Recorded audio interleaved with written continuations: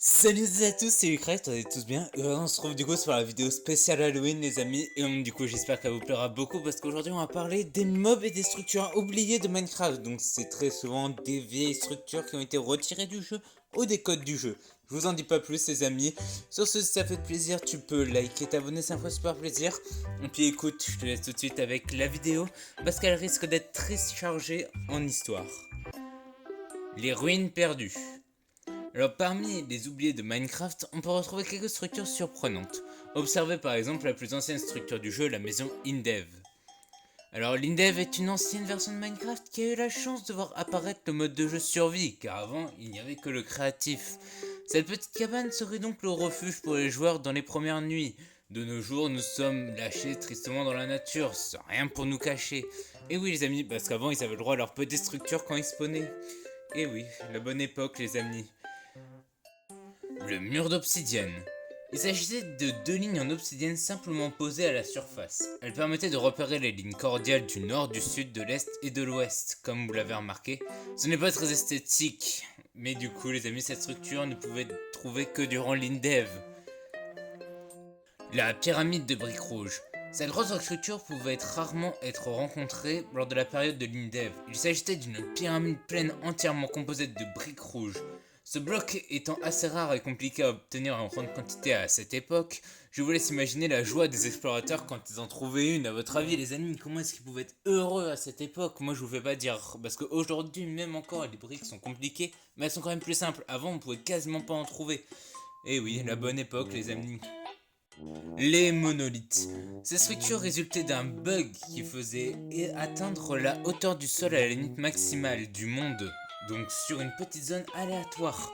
Donc on se rend compte que le monde n'était pas très haut à l'époque, parce que comme vous pouvez voir sur le screen, les hauteurs n'étaient pas super hautes sur la montagne. Donc ces structures elles pouvaient être trouvées que durant la version alpha v.1, enfin 1.1. Incroyable les amis. Les Farlands, les amis, cette structure pouvait être encore observable jusqu'à la bêta 1.8 de Minecraft. Donc c'est la structure la plus complète et la plus grande que Minecraft n'a jamais générée à ce jour. À côté, le monolithe d'avant, il est totalement OSEF les amis. Donc c'était une formation qui était observable de très grandes distances ensemble, s'il fallait aller à plus de 12 000 blocs afin de pouvoir les observer. Autant dire que la majorité des personnes n'y sont jamais allées à pied. Mais grâce à des logiciels de triche, certaines personnes ont réussi à y aller les amis. Et du coup les amis, je vous dis vraiment d'aller regarder des documentaires sur les forums parce que c'est vraiment très intéressant.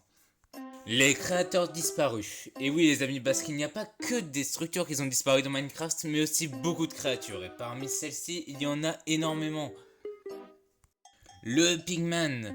Eh ben, au départ, ce porcelain bipède du coup devait habiter dans les villages que de nos jours sont tenus que par des villageois. Son skin est pourtant resté dans les fichiers jusqu'en 1.6.2 les amis, mais jamais son utilité n'a été prouvée dans aucune version de Minecraft. C'est quand même incroyable qu'ils ont attendu la 1.6.2 avant de pouvoir le retirer des fichiers. On se demande bien pourquoi quand même.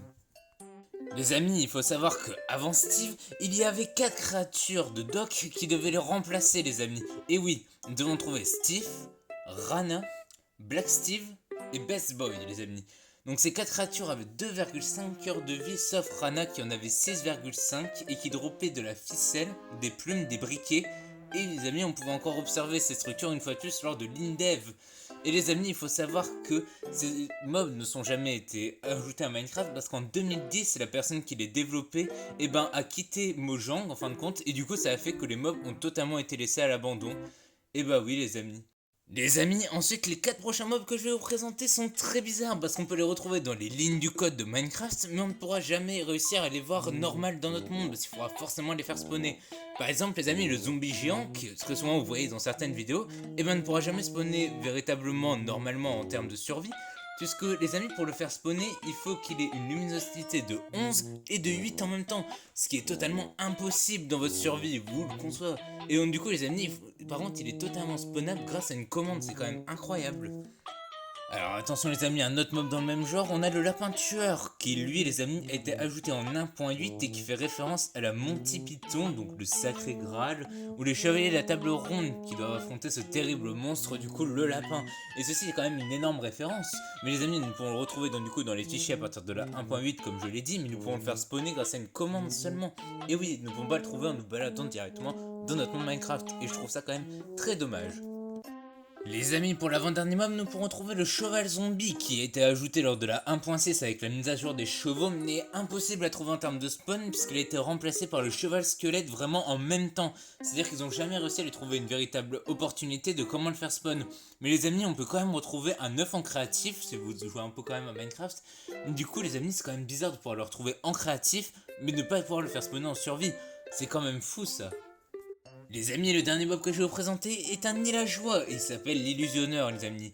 L'illusionneur a été ajouté lors de la 1.12 de Minecraft, il peut vous attaquer avec son arc ou bien avec deux sorts. Donc le premier sort va vous aveugler, et le deuxième, et ben les amis, le villageois va carrément se démultiplier, et du coup ça va le rendre très difficile à toucher.